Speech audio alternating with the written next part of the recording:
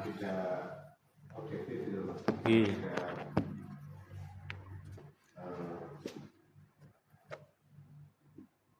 Sangat rentan terhadap visibilitas.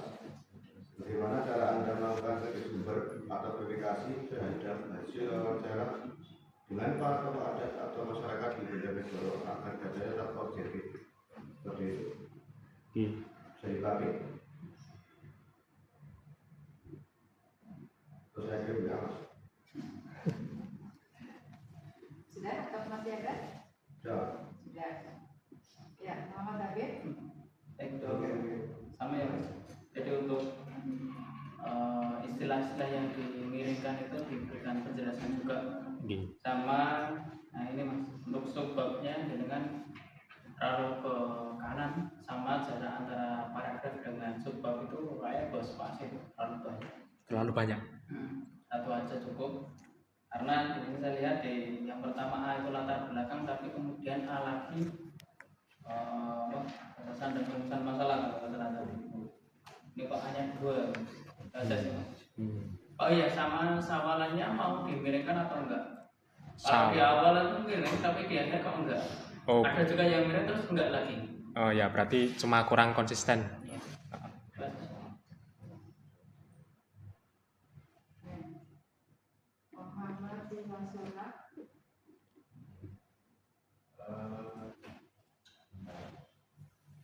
Ini kan judulnya perkembangan tradisi sawalan. Terus aku baca di tujuan penelitian ini kok ada tulisan apa tujuannya diharapkan dalam penelitian ini untuk menjelaskan peran seorang tokoh masyarakat. Jadi gimana nih, perkembangan tokoh masyarakat atau sejarah tradisi sawalan di Bojonegoro? Di bagian tujuan. Jadi mau dibahas itu ke dinamikanya, sejarahnya atau tokohnya.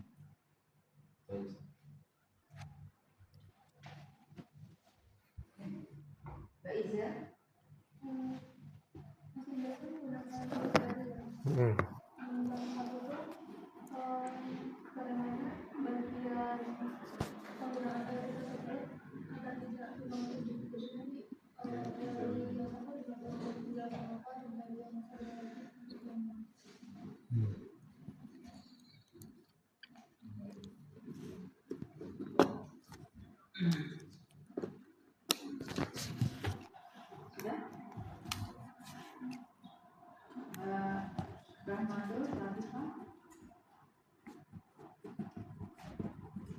Terdapat penulisan yang inkonsisten, ada tradisi sawalan dan tradisi ketupat. Keduanya itu sama atau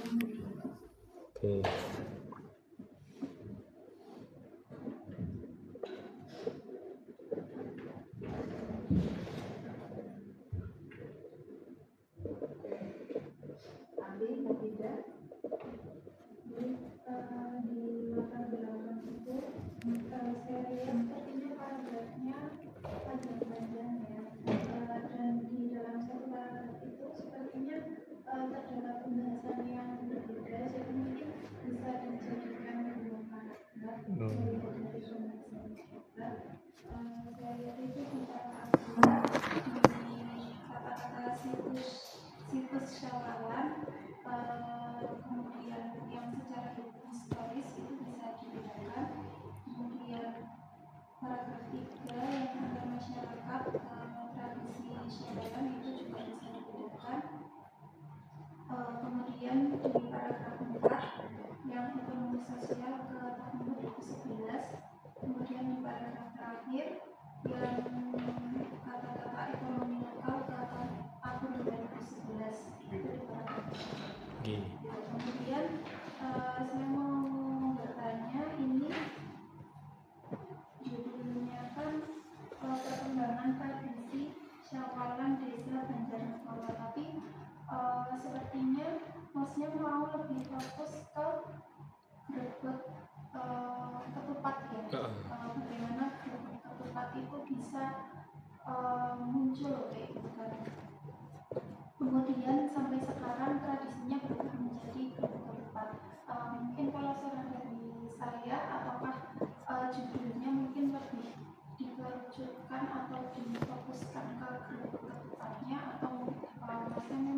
secara umum membahas perubahan dari tradisi syawal yang mungkin biasa-biasa saja atau secara umum sama mungkin dengan daerah-daerah lain menjadi tradisi yang lebih yang unik, punya ciri khas sendiri seperti bentuk ketupat. Tapi kalau menurut saya kalau mau dijadikan pembahasan yang lebih terfokus mungkin bisa lebih dikerucutkan fokusnya judulnya ke bentuk ketupatnya. Baik, Mbak Sosial. Ya. Saya cuma mau ngasih masukan. Yang pertama, kurang konsisten dalam menuliskan gerbek ketupat. Itu mau nulisnya gerbek ketupat atau gerbek ketupat. Oh. Terus di tindakan dan metode itu nulisnya bukan tradisi syawalan tapi tradisi saparan. Kelihatan itu. Lupa. Terus sama rumusan masalah dan tujuan itu nomor 3 beda ya Mas. Rumusan masalahnya nomor 3 itu dampak tapi tujuannya pengaruh. Balik lagi. Rumusannya pengaruh di tujuannya dampak. Itu bisa disamain maksudnya. Terus yang terakhir aku mau nanya di latar belakang masalah bagian paragraf terakhir, kalimat terakhir itu kan dijelasin tradisi gerbek ketupat juga mendapatkan pengakuan oleh pemerintah Kota Magelang dan gitu kan. Nah, karena nggak ada footnote-nya itu, gimana caranya maksudnya ngebuktiin kalau tradisi gerbek itu memang diakui sama pemerintah Kota Magelang, sedangkan tradisi ini kan ada di Kabupaten Magelang. Cukup. Ya, baik. Silakan. Mungkin respon. Ya.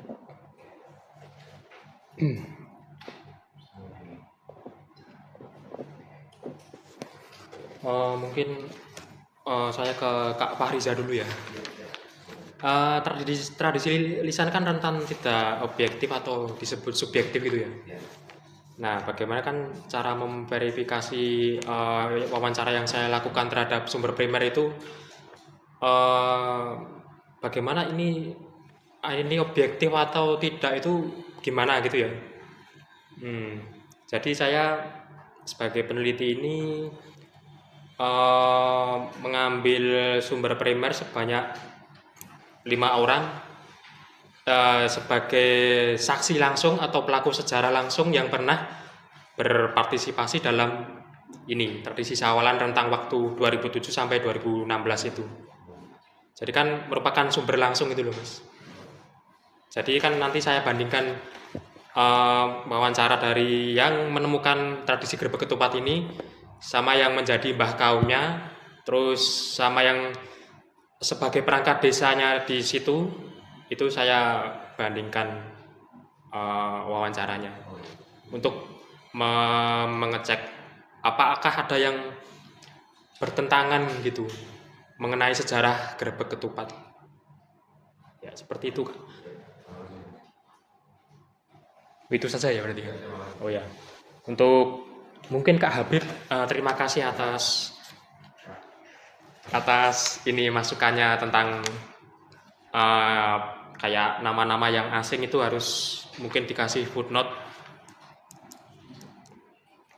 Terus kemudian yang bagian tadi banyak yang bagian perlu yang dikoreksi, ada kesalahan-kesalahan pengetikan, itu mungkin menjadi catatan tersendiri bagi peneliti.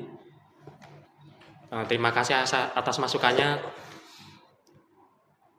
Dan kemudian untuk selanjutnya Mas Ikhlas itu tujuan dan kegunaan penelitian. Tadi tentang apa Mas tadi? Oh ya. Kenapa saya malah membahas tokoh ya itu?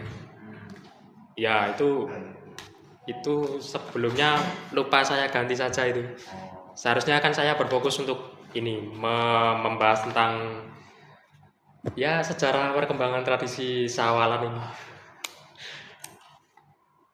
Ya, apa sudah bisa dicerna dengan baik? Ya. Untuk kemudian selanjutnya Kak Iza ini, bagaimana agar teori tidak tumpang tindih, ya kan? Saya mengambil 2 teori ya itu ya. Sebenarnya bukan 2 teori Kak itu, cuma yang satu itu pendekatannya Clifford Geertz itu kan meneliti bahwa tradisi lokal itu tidak diteliti dari segi pelaksanaannya saja, tetapi kan juga meneliti, saya termasuk ini meneliti tentang filosofi yang ada di sawalan desa di sana, sama filosofi yang terjadi di Grebeg Ketupat itu. Sedangkan yang teorinya Pak Kuncoro Ningrat itu kan tentang dinamika kebudayaan. Itu kan sesuai dengan topik yang saya ambil gitu. Di situ kan terjadi perkembangan, perubahan terhadap prosesi budayanya itu yang dipengaruhi oleh pemikiran tokoh. Nah, itu satu.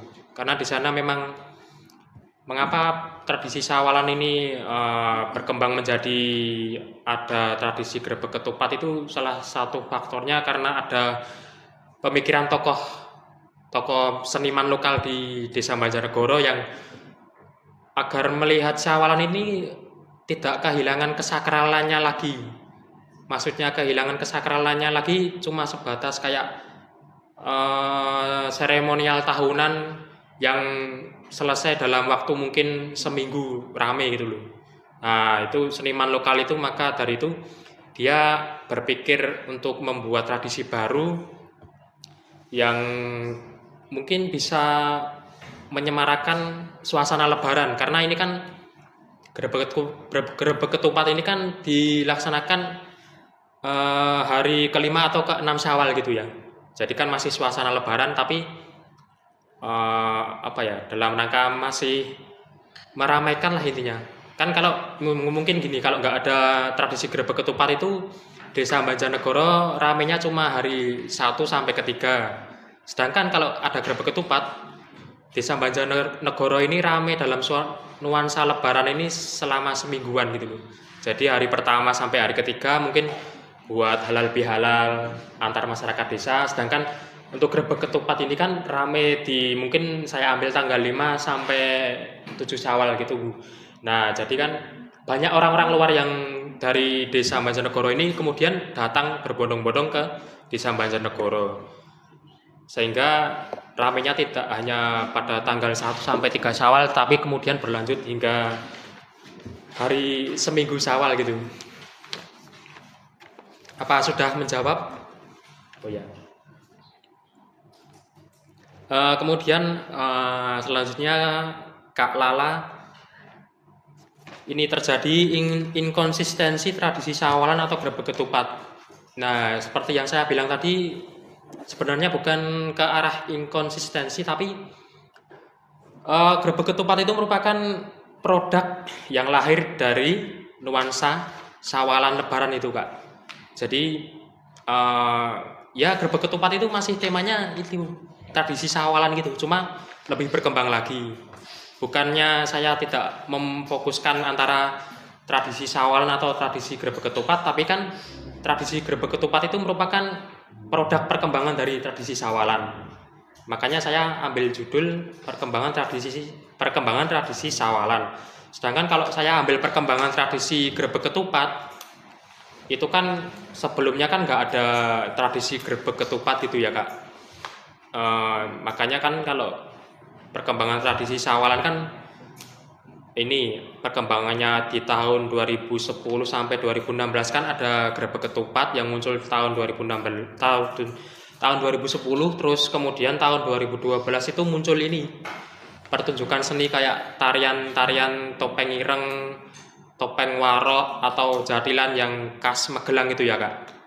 Nah, jadi kan termasuk perkembangan tradisi sawalan gitu.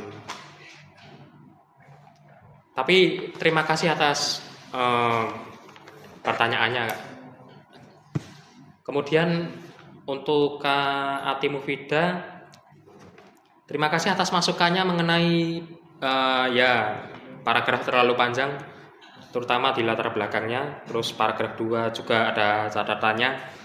Paragraf 3 sampai terakhir juga ada catatan khusus. Terima kasih masukannya, Kak. Oh ya, sama pertanyaannya. Gerbek ketupat kenapa bisa muncul? Ya itu tadi. Bisa muncul karena ada gimana ya? Ada kejenuhan masyarakat terhadap ini loh, nuansa lebaran kok kayak gitu-gitu aja gitu, cuman halal bihalal pengajian di masjid, terus ya pulang keliling tetangga. Nah ini kan maka dari itu ada seniman lokal di desa tersebut yang intinya visioner gitu, maka dari itu dia menciptakan gerbek ketupat yang unik, beda dan beda dari daerah lainnya. Karena gerbek ketupat ini berisikan uang dari mungkin Rp2.000 bahkan sampai Rp100.000 yang disebar di dalam 2000-an selongsong ketupat itu. Sehingga kan kalau tradisi gerbek ketupat ini kan menarik gitu loh. Menarik terus dan menarik wisatawan juga dari luar desa gitu. Jadi mengapa gerbek ketupat itu bisa muncul? Ya karena agar lebih suasana lebaran itu lebih meriah, enggak yang gitu-gitu aja. Karena jujur ini yang penemunya tradisi gerbek ketupat itu sebelumnya pada tahun 2006 juga menginisiasi gerbek getuk di Magelang juga. Jadinya tahun 2010 kemudian dia juga menginisiasi gerbek ketupat dan bersamaan dengan tradisi Bajong Banyu milik Kak Irfan. Jadi satu orang yang sama ini menciptakan 3 tradisi baru yang berbeda. Karena dia memang seorang seniman lokal di sana. Terus terima kasih untuk masukannya Kak Ati Mufida, dan kemudian yang terakhir Kak Sozia, kurang konsisten dalam penulisan gerbek ketupat apa kupat? Ya, mungkin besok saya rubah menjadi gerbek ketupat saja. Yang masih kupat saya ganti. Terus untuk rumusan masalah juga ada apa tadi Kak? Yang rumusan masalahnya? Rumusan sama tujuannya itu nomor 3-nya beda. Oh ya beda. Yang anu tadi ya, yang saparan tadi ya? Bukan. Itu kan Dampak atau pengaruh? Oh ya, dampak atau pengaruh. Ya. Itu Ya. harusnya disamakan. Iya disamakan. Kemudian latar belakang masalah kalimat terakhir, bagaimana cara membuktikan itu sebagai ikon wisata? Oh ya, membuktikan tradisi gerbek ketupat itu sebagai ikon wisata kota Magelang itu ya. Sedangkan ini daerahnya di Kabupaten Magelang. Jadi ya karena itu tadi, ini saya dapat langsung juga dari sumber primernya langsung yang menginisiasi gerbek ketupat, yakni Pak Tri Setyo Nugroho itu. Dia kan menciptakan tradisi gerbek ketupat pada tahun 2010. Terus sebelumnya kan tadi sudah disampaikan menciptakan tradisi gerbek getuk pada tahun 2006 di Magelang. Nah, gerbek getuk di Magelang itu juga sudah mendapat pengakuan pemerintah Kota Magelang. Jadi setiap tahunnya itu rutin diselenggarakan gerbek getuk itu. Mungkin dari situ kan gerbek ketupat kan lahirnya belakangan setelah gerbek getuk itu ya. Jadi kan pemerintah Kota Magelang kan juga kemudian melihat, oh gerbek ketupat ini juga unik ini. Unik itu maksudnya isinya aja uang, bukan nasi atau beras kayak daerah-daerah lain. Nah, kemudian bahkan pada tahun 2017-an kalau nggak salah itu Kota Magelang juga itu membuat tradisi baru yang bernama gerbek ketupat juga. Itu juga yang menginisiasi ya, ini sumber primer yang sama yang bernama Pak Tri Setyo Nugroho. Dan itu karena Pak Tri Setyo Nugroho itu juga sudah diakui sebagai seniman lokal Magelang yang kondang atau terkenal. Maka pemerintah Kota Magelang kemudian juga mengadakan tradisi tersebut untuk kemudian dilaksanakan di alun-alun Kota Magelang. Dan itu gunungannya kan yang berisi uang itu bukan cuma satu gunungan tapi berjumlah 7 gunungan. Sedangkan kalau di Desa Banjarnegara ini satu gunungan saja. 7 gunungan yang di Kota Magelang ini juga sama berisikan uang dari nominal 2000-an sampai 100.000. Itu kalau saya menangkap dari esensi grebek ketupat yang di Kota Magelang itu juga sebagai open house pejabat pemerintah Kota Magelang terhadap rakyatnya gitu. Jadi bentuknya seperti itu. Ya seperti itu Kak, mungkin jawabannya. Terima kasih. Sudah? Sudah. Ya, baik. Yang pertama tadi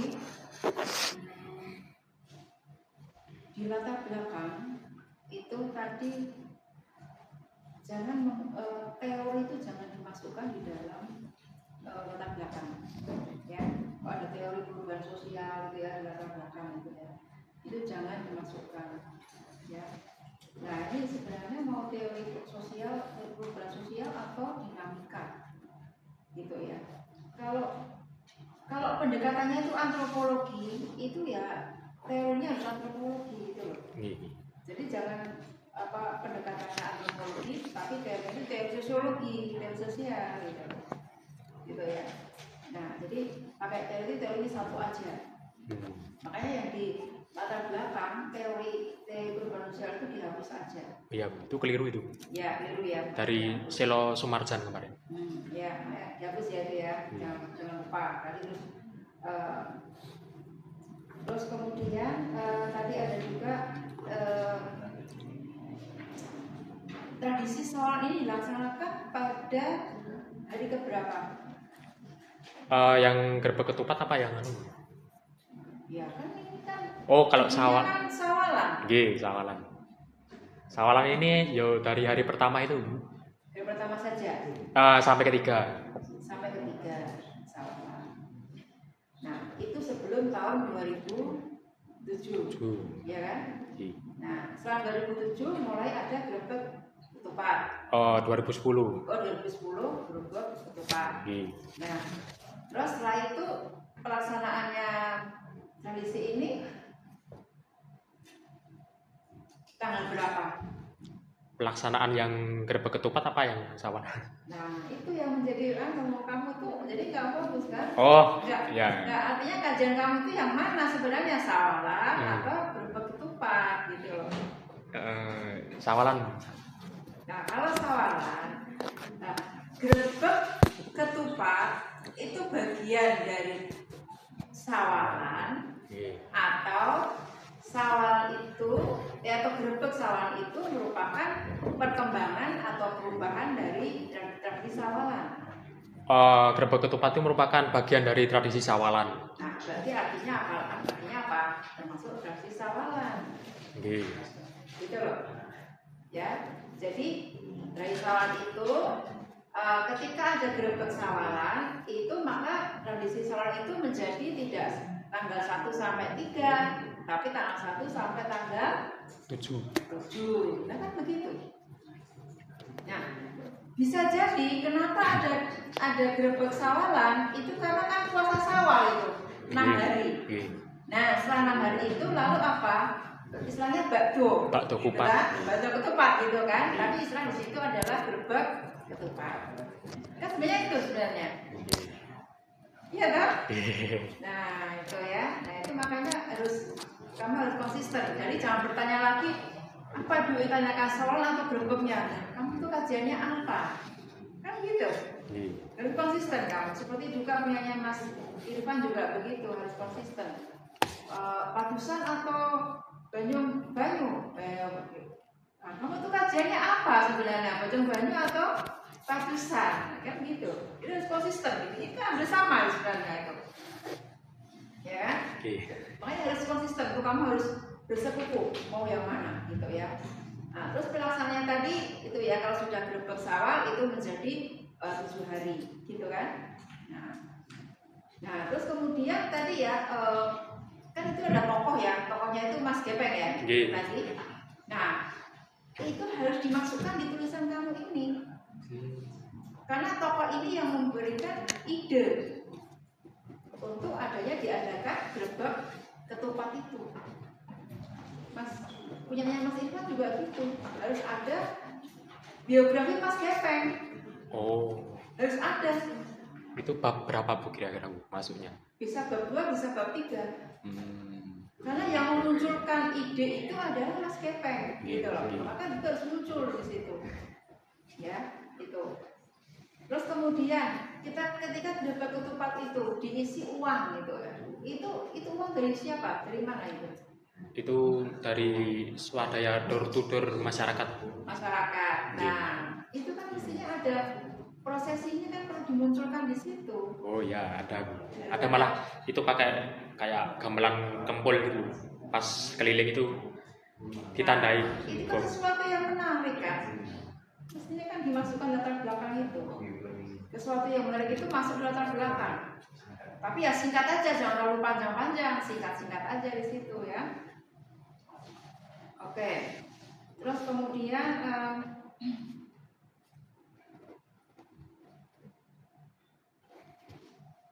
ya, kalau ya begini ya. Jadi kalau apa namanya, wawancara atau sidang lisan gitu ya, itu dikatakan objektif atau subjektif itu kan ya relatif juga ya, relatif juga. Nah, kalau yang objektif itu apa? Apakah mesti harus dalam bentuk tulisan? Ya, dalam bentuk tulisan itu kan awalnya kan juga dari wawancara. Jadi karena tulisan itu belum ada, harus wawancara dulu, gitu loh. Ya, jadi saya juga nggak tahu ya kenapa kok ya kenapa wawancara itu dianggap tidak objektif gitu ya. Nah kalau misalnya data terus nggak ada, terus gimana? Emang kita harus mencari-cari gitu? Kalau emangnya nggak ada yang tertulis, gitu ya. Ya asal yang kita wawancara itu betul-betul yang kira-kira dia memaham tentang apa yang kita cari, gitu loh. Misalnya dia bicara tentang sawalan, ya lalu kita cari orang yang tepat. Jangan asal orang orang misalnya anak SD ditanyain tentang tradisi sawalan gitu ya. Ya kan nggak pas di situ. Ya itu artinya kan subjektif kan. Tapi kalau kira-kira tadi yang mempunyai ide tadi ya seperti itu, atau mungkin orang yang sejaman dengan Mas Gepeng pada waktu itu, gitu ya. Nah itu kan relevan sebenarnya, ya. Ya, jadi seperti itu. Jadi asal kita jelas posisi orang yang akan kita wawancara itu siapa, posisinya apa, gitu loh. Itu ibu rasa itu objektif gitu ya, menurut dia gitu kan. Menurut dia objektif gitu ya.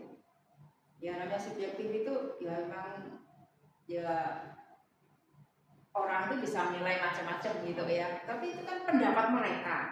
Pendapat mereka seperti itu gitu. Ya. Nah itu ya. Jadi untuk untuk mengetahui apakah itu objektif atau subjektif itu ya tergantung dari siapa yang kita wawancarai. Jadi kita cari orang yang betul-betul memahami tentang apa yang akan kita kaji. Jabatan dia apa? Gitu ya. Misalnya kita mau tanya tentang MBG gitu ya. Kita tanya ke siapa? Misalnya Prabowo. Misalnya gitu ya. Ya. Itu kita tanya seperti itu. Ya itu subjektif mungkin ya. Ya, jadi seperti itu. Ya, kita tidak hanya ke Prabowo saja, ya boleh ke Prabowo boleh, tapi juga yang di bawahnya juga kita tanyain untuk mempercayai betul nggak itu apa yang dia katakan itu benar nggak, sesuai nggak gitu. Kalau misalnya apa yang dikatakan Pak Prabowo itu dengan yang lain-lain kita wawancarai gitu ya, misalnya siswa, guru gitu ya, terus orang yang punya dapur dan seterusnya itu sama isinya, oh ya oke, berarti itu bisa kita tulis Tapi kalau ternyata berbeda-beda, nah ini bisa kita pertanyakan. Berarti ini kan subjektif. Menurut si A ini subjektif, ini kan berbeda-beda ternyata. Tapi ketika kita tanyakan beberapa orang kok hasilnya sama, ya sudah itu kita anggap objektif itu. Gitu ya. Jadi itu untuk mengetahui subjektif atau objektif itu seperti itu. Oke, terus kemudian tadi tentang teori satu aja ya. Terus ini di halaman berapa ini ya? Pasti dasar teori ini. Teori dinamika tadi ya, itu digunakan untuk membedah proses akulturasi dan adaptasi. Kok pakai akulturasi bareng? Apa iya? Mungkin ini Bu, gunungannya kan itu akulturasi. Maksudnya kan nilai-nilai dari ajaran Islam kan nggak ada gunungan gitu. Kayak kan gunungan kayak tumpeng kan juga aslinya budaya Jawa gitu. Nah, ketupat gerbek ketupat kan itu gunungannya juga segitiga. Itu kan ya asli budaya Jawa juga itu. Saya mikirnya analoginya seperti itu. Tapi mau ditulis, mau dikasih itu? Enggak. Enggak kok ditulis di sini. Nah itu ya, makanya ini apa kamu tinggal mengutip dari mana, dari mana itu ya. Ketahuan ini ya. Kecuali kalau kamu mau menulis itu ya silakan. Ya. Oke. Terus itu tadi ya, ini kan juga menggunakan kanduri apam itu untuk apa itu loh. Jadi kalau mencari penelitian yang ada di dalam tinjauan pustaka itu yang tadi ya, yang kajiannya sama atau yang mirip atau serumpun gitu loh. Kamu kajiannya tentang apa sih? Tradisi sawalan. Tradisi sawalan itu tradisi apa sih? Tradisi setelah Ramadan kan begitu. Maka cari tradisi yang setelah Ramadan itu apa aja. Kalau aku itu kan apa? Sapa toh? Sapa sebelum Ramadan. Nah, sebelum Ramadan toh. Nah, ini kan kalau sawalan apa coba? Setelah. Nah, artinya kan nggak cocok loh. Ya gitu ya. Jadi nggak match gitu ya. Jadi cari yang itu. Terus kemudian tinjauan pustaka itu bukan untuk rujukan, Mas. Kalau rujukan itu adalah daftar isi, dimasukkan dalam daftar isi, itu untuk sumber. Tinjauan pustaka itu apa sih? Tahu nggak yang namanya tinjauan pustaka? Jadi yang penelitian terdahulu yang mirip dengan penelitian saya. Untuk apa? Sebagai mungkin kayak pratinjau gitu. Nah, untuk pembanding ya. Pembanding dong. Jadi bukan untuk rujukan. Berarti kalau ngutip nggak boleh itu. Kalau ngutip dari situ nggak boleh. Nggak apa, tetapi di sini loh, kamu tulis rujukan ini loh. Oh iya. Salah satu rujukan ini yang nggak benar, ini bukan rujukan, tapi kan ini untuk membandingkan. Apakah karya kita dengan karya orang lain yang kita rujuk itu, yang kita tinjau itu sama atau enggak, gitu loh. Jadi tapi jangan tulis rujukan, kalau rujukan itu nanti jadi daftar isi, gitu loh. Gitu ya. Nah itu ya perlu. Terus kemudian kalau judulnya itu kok udah besar semua itu ngapain? Itu caps lock-nya lupa dimatiin. Disalahkan laptopnya ya. Itu minta nama dari caps lock. Laptopnya itu udah nggak ngapa-ngapain disalah-salahin gitu ya. Ya gitu ya. Nah terus juga ini yang kedua itu skripsi juga dinamika perubahan tradisinya Nyadran. Nyadran itu kan apa coba? Sebelum Ramadan. Nah, kok Nyadran dimasukkan di sini coba? Iya, soalnya saya itu mikirnya yang depannya itu kayak perkembangan atau perubahan itu jadi masuk. Ya nggak usah gitu lah. Terus ini kan kalau itu banyak banget loh Mas, banyak banget loh. Nah terus makanya persamaannya sama-sama membahas dinamika sebuah tradisi lokal. Ya, sama-sama. Tradisi lokal banyak banget kalau begitu. Ya jangan makanya kajiannya itu yang sama itu apa? Cari di situ ya.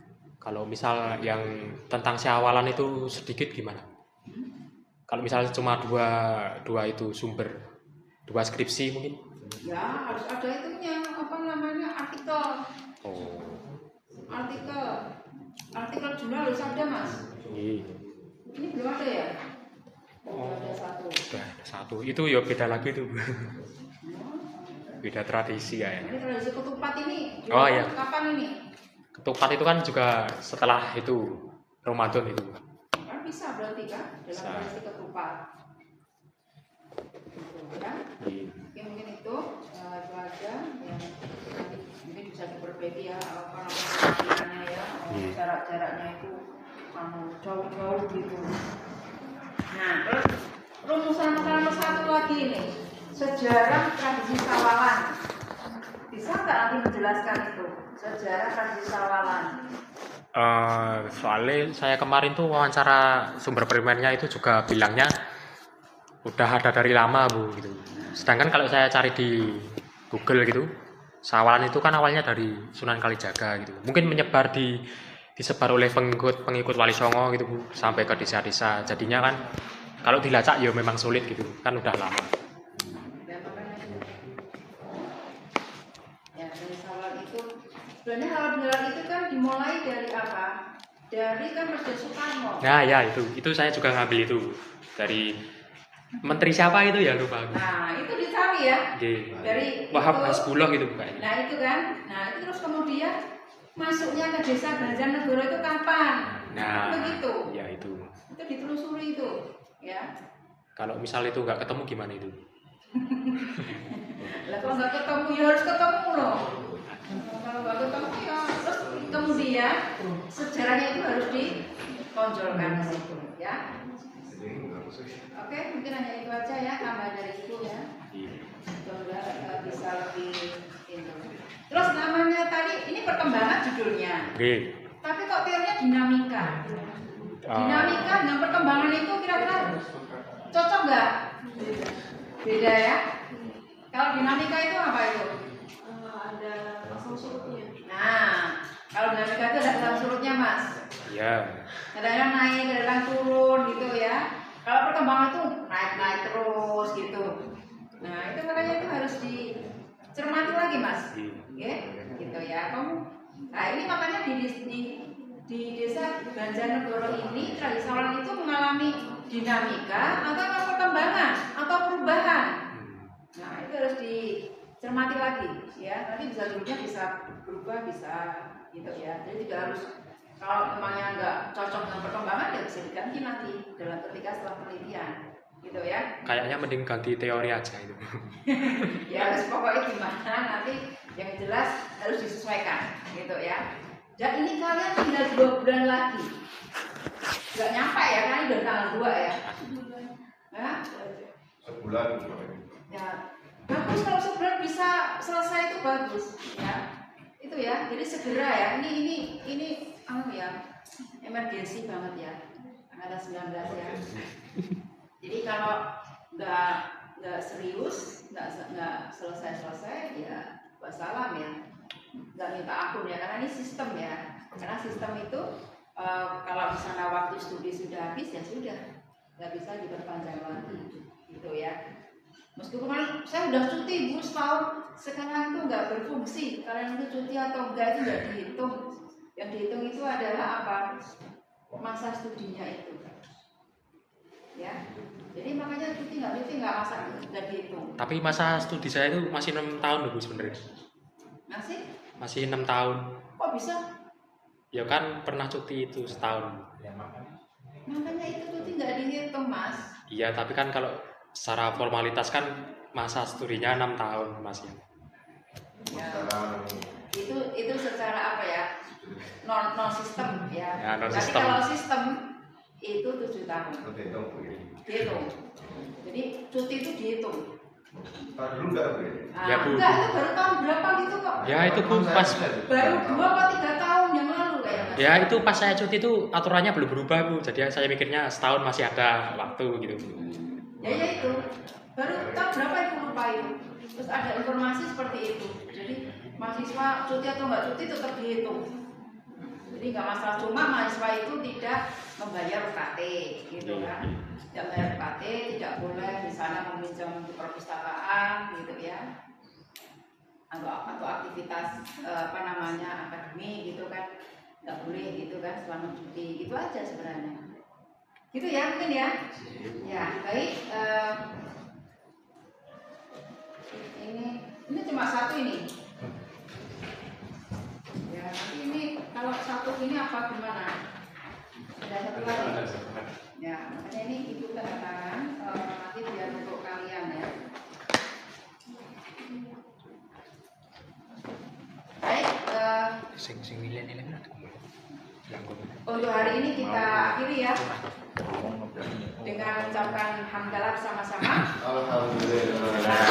Amin. Assalamualaikum warahmatullahi wabarakatuh. Waalaikumsalam. Tapi sebelumnya saya ucapkan terima kasih ya kepada teman-teman yang sudah hadir di sini, sudah memberi masukan-masukan yang insya Allah ini bermanfaat gitu ya, sehingga